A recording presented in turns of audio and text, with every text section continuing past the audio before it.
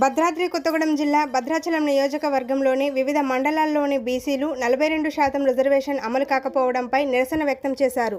ఇందులో భాగంగా భద్రాచలంలోని అంబేద్కర్ సెంటర్లో బీసీ నాయకుల ఆధ్వర్యంలో నిరసన కార్యక్రమం చేపట్టారు.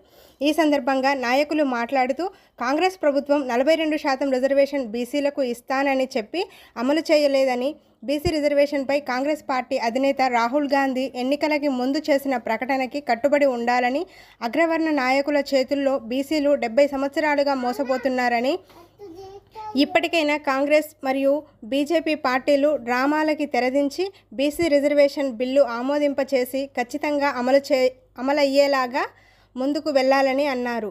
మరోవైపు దుమ్ముగూడెం మండలం కేశవపట్నం గ్రామం వద్ద బీసీలు రహదారిపై ధర్నా నిర్వహించారు. బీసీలకు రాష్ట్ర ప్రభుత్వం ఇచ్చిన రిజర్వేషన్ను అమలు చేయాలని, లేదంటే పెద్ద ఎత్తున ఆందోళనలు చేపడతామని అన్నారు.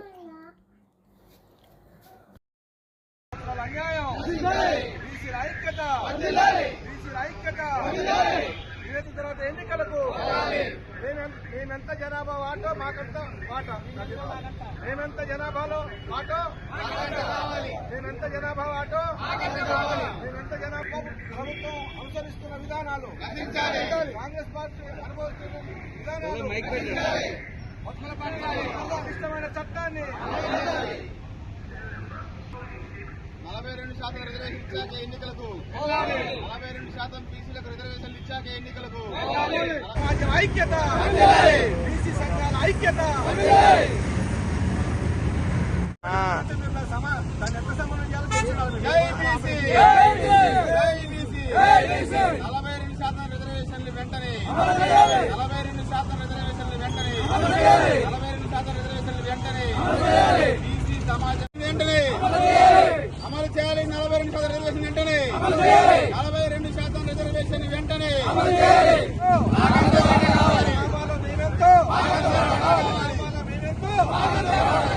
ఐక్యత. 42% రిజర్వేషన్, 42% రిజర్వేషన్